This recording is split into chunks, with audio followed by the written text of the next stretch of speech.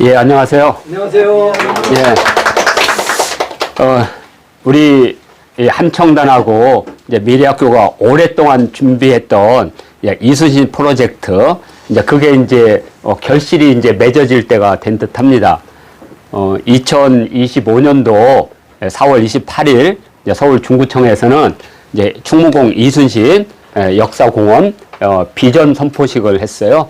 그래서 이제 답사부터 시작해서 다양한 형태가 이루어지는데 우리가 기획했던 것에 한 반도 안 되는 것 같아요.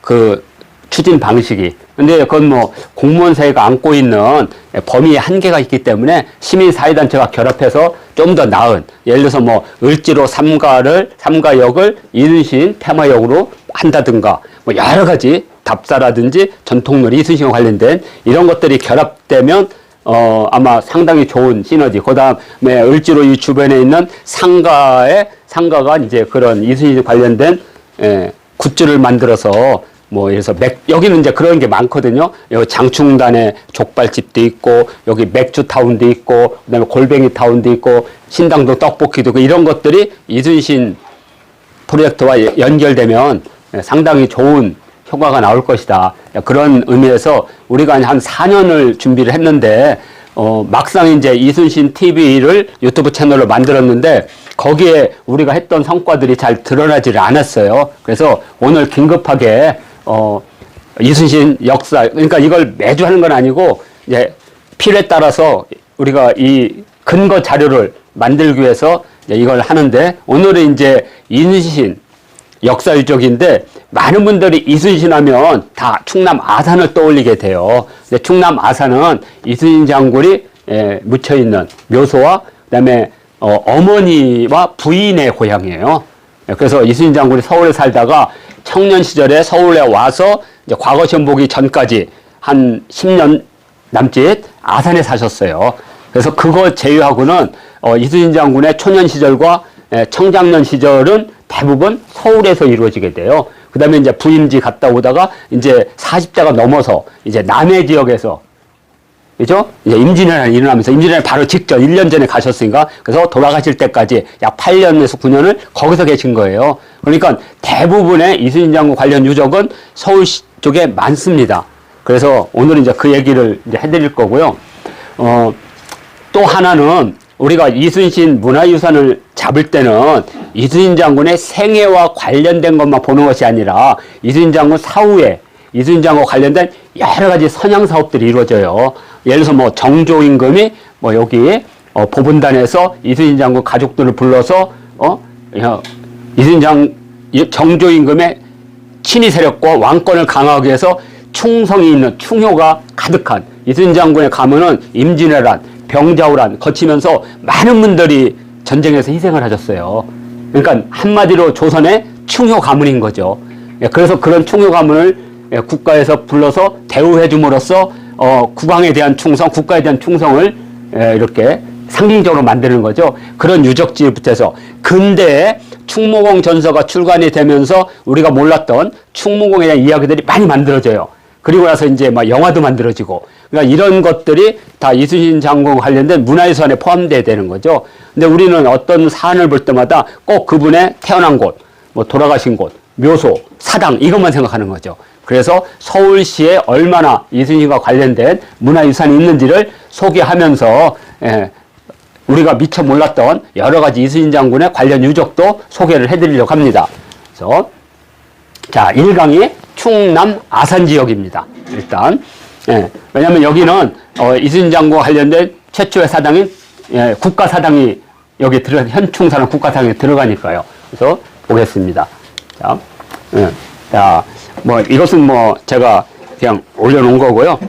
이것은 이제 좀 이따가 알겠지만 통영에 가면 통영이라는 것은 원래 삼도수군 통제영에서 나온 도시 이름이에요. 통제영, 줄여서 통영.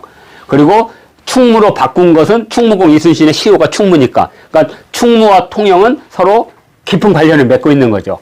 그래서 막 충무시를 갔다, 통영시를 갔다, 충무시를 갔다, 통영시를 갔다 왔다 갔다 했습니다. 이렇게. 지금 충무죠, 충무. 예. 그렇게 보시면 되고요. 이순신 역사 유적을 전체로 본다면 가장 많이 알려진 것 중에 하나가 이순신 장군이 두만강 하구에 있는 녹돈두 녹둔도에 근무를 한 적이 있죠. 지금은 이제 녹둔도가 이렇게 토사가 어떻게 잘못되다 보니까 가운데 있던 섬이 푹 가서 러시아 쪽에 붙어버렸어요. 그 지금 러시아 영토로 되어버린 거예요. 예? 그래서 이거 찾아오려고 북한에서 열심히 노력을 했는데, 아무튼 여기 녹둔도가 있고요. 또 하나는 이순신 장군이 전라 좌수영으로 가기 전에, 좌수로 가기 전에 바로 근무했던 곳이 정읍입니다. 정읍. 그래서 정읍에 가면 이순신이랑 관련된 유적들이 있어요. 근데 이 부분을 많이 빠뜨려요. 그리고 정읍이 이 부분은 아직 선양을 잘 못하고 있어요. 하여튼 그래서 정읍이 있고요. 그리고 이제 아산은 묘소가 있는 곳이니까 뭐 가장 널리 알려진 거. 그래서 오죽하면 충무공 이순신 탄신제를 아산했던 거예요. 그래서 사람들은 정말 충무공 이순신이 아산에서 태어난 줄 알았어요.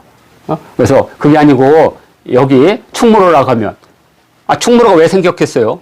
충무공 이순신 장군 때문에 생긴 도로명인데. 자, 그리고 이제 서울 지역입니다. 이 지역은 이순신 장군이 태어나고 이순신 장군과 관련된 상당히 많은 스토리텔링이 있어요. 그런 것들이 여기서 벌어지게 됩니다. 거의. 예를 들어서 병정놀이 하던 거, 그 다음에 과거신 보다가 말이 떨어져가 다리가 부러졌을 때 버드나물 이런 것들이 다 서울에서 벌어진 일들입니다. 그래서 이런 식으로 해서 오늘은 4번에 걸쳐서 문화유산을 소개해 드리겠습니다. 자, 먼저 이제 이순신 장군 역사 유적이 아산은 당연히 현충사가 있고, 그 다음에 묘소가 있고, 기념관이 있습니다. 크게 3개의 구역으로 나눠져 있는데요. 요것은 말 그대로 현충사입니다. 이거 보이죠? 현충사라고.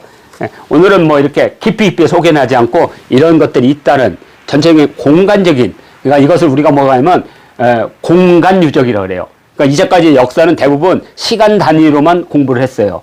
근데 이제는 공간 단위로 공부해야 됩니다. 그래야지 시간과 공간이 결합돼야지 그 어떤 하나의 역사적 사건들을 종합적으로 이해할 수가 있거든요. 그래서 아무튼 여기는 현충사가 있습니다. 그래서 현충사 가면 제일 끝에, 아마 여기 나이대가 50대 이상 되신 분들은 수학여행을 거기 많이 갔어요.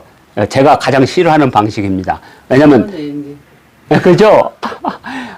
아니, 수학여행은 애들에게 즐겁고 해야 되는데, 경건하고 뭐 이런, 그것은 평상시에, 그죠?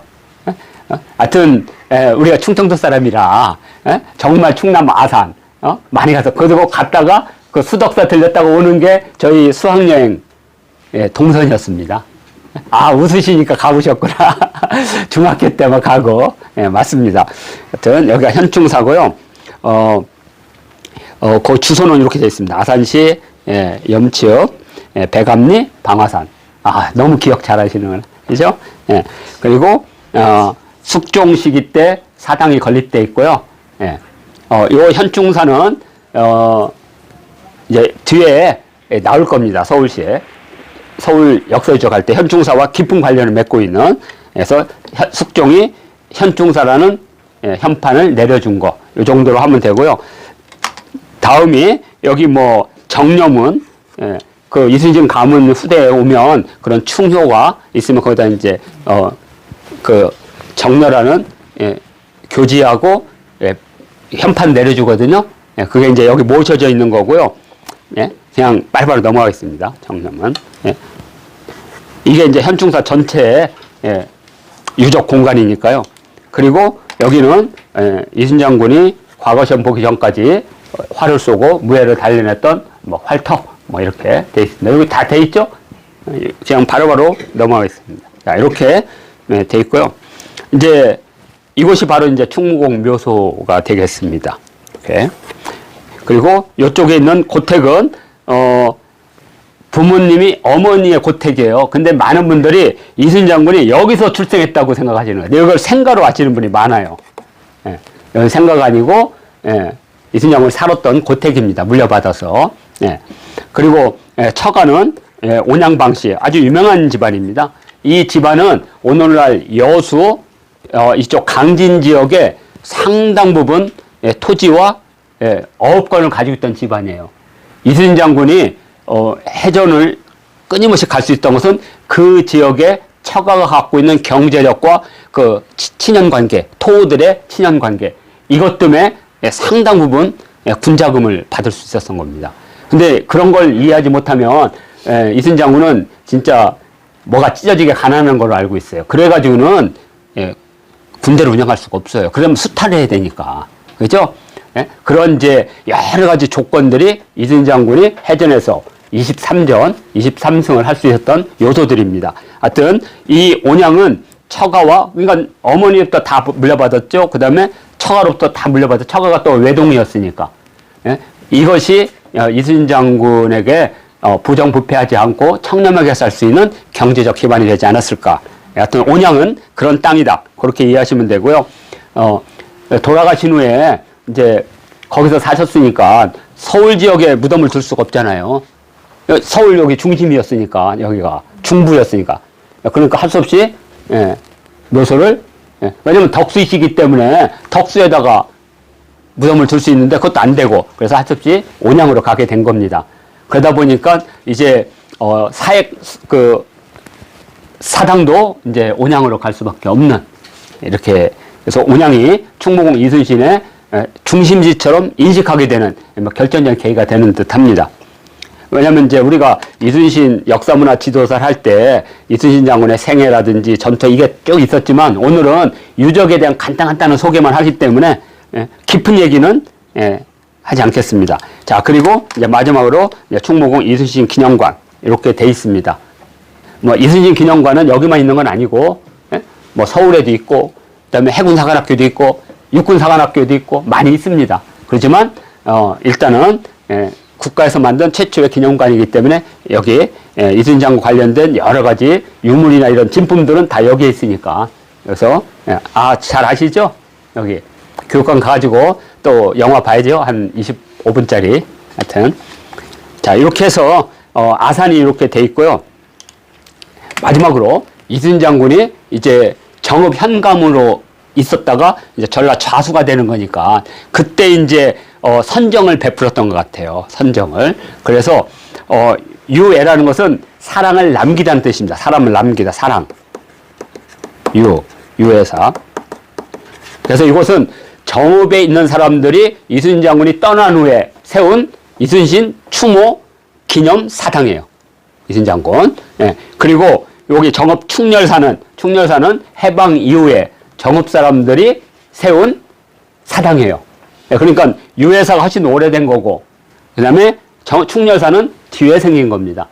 왜냐하면 이순신 장군, 우리나라 한 인물로서 가장 많은 사당을 가지고 있는 분이 충무공 이순신이에요. 이순신 장군은 정말 사당이 많아요.